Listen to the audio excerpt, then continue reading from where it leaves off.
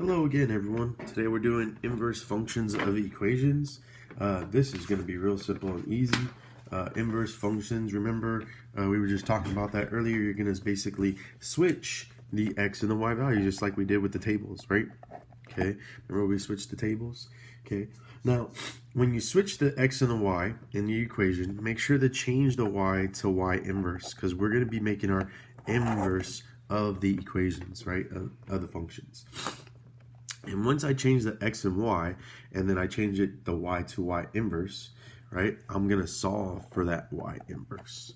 Okay, I'm going to show you exactly what I mean here. Okay, example 1 says f of x equals 5x plus 2. So I'm basically, remember, f of x is y, right? So I want to find the y inverse. So in other words, if I really wanted to switch, and I'm going to make this a little bit easier, f of x means y, so this is y equals 5x plus 2. Now look what's going to happen. I'm going to circle my y and my x here so you see this is the original equation.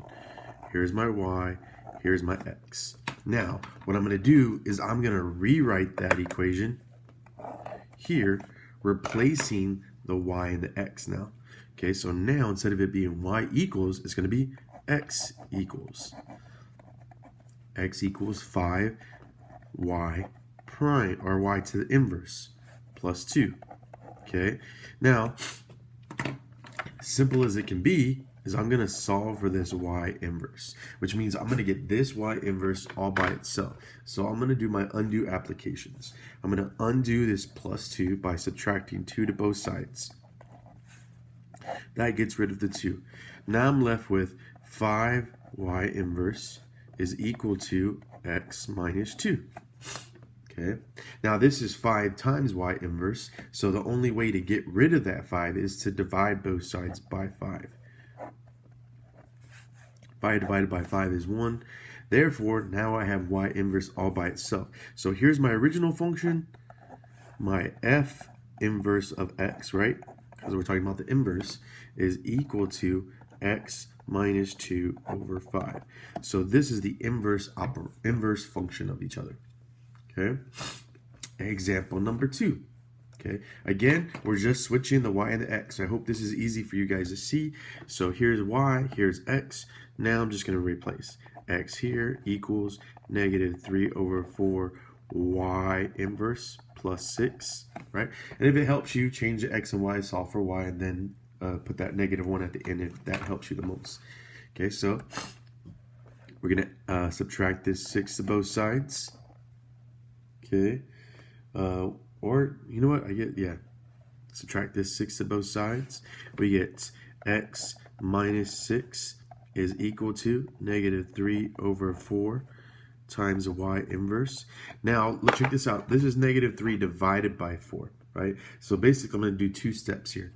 I'm going to multiply everything times 4 so that I can get rid of this denominator. Well, if I multiply everything times 4, that'll get rid of the denominator here, which gives me 4x minus 24 equals negative 3y inverse. Okay, hopefully you guys saw what I did there, trying to get rid of the 4 in the denominator, kind of what we just did with rationals, right?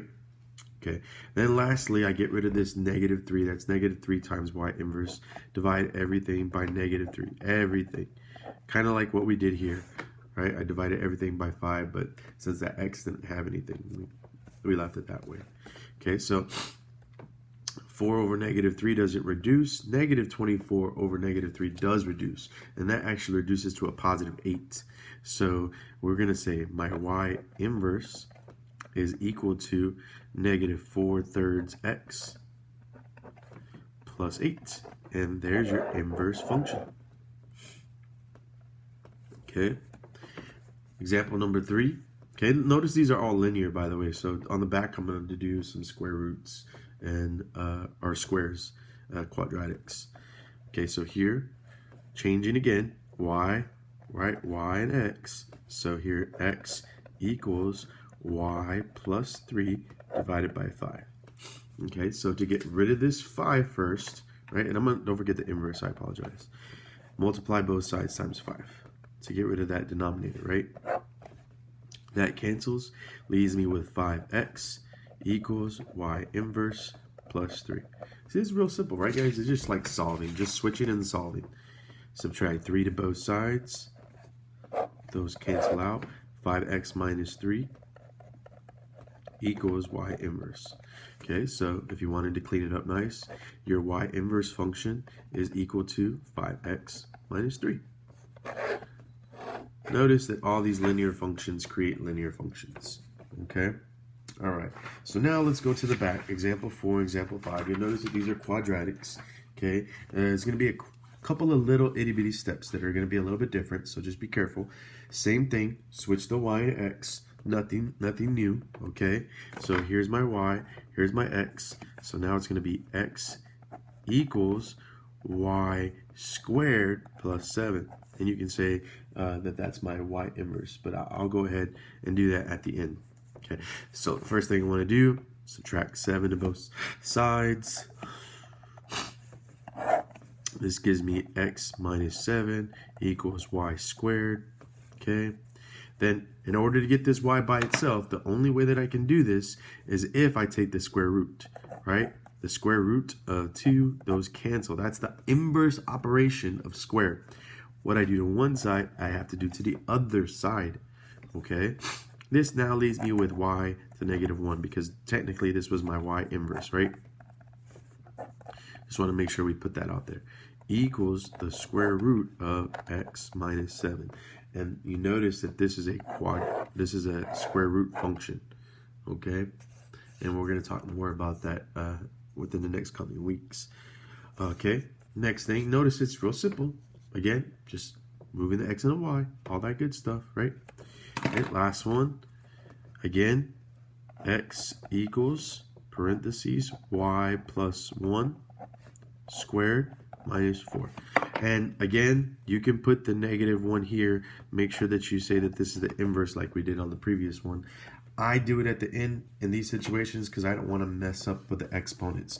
This negative 1 is not an exponent, guys. This negative 1 is just to show that it's an inverse function of it. Okay, so be very careful on that. All right, so I'm going to undo my operations first here. First thing I'm going to do is add 4 to both sides. Okay, x plus 4 equals y inverse, remember inverse, plus 1 squared, okay, plus 1 squared. Okay, now in order to get rid of this square, right, I have to take the square root. That's the only thing I can do because those are the inverse operations of each other. What I do to one side, do the other. This cancels out that square, leaving me with the square root of x plus 4 is equal to y inverse plus 1. Okay, and then the last step, subtract 1 to both sides. Notice that this right here, you kind of want to keep it as if it's in parentheses. This minus 1 is not going to be taken away from the 4 because that 4 is already in the square root. Okay, so what happens, I'm going to go ahead and flip this around, is your y inverse function is equal to the square root of x plus 4, because remember that was already inside the square root, minus 1. This minus 1's outside of the square root because I subtracted it after I took the square root. Okay, and that's how you do the inverse equations. Have a good day.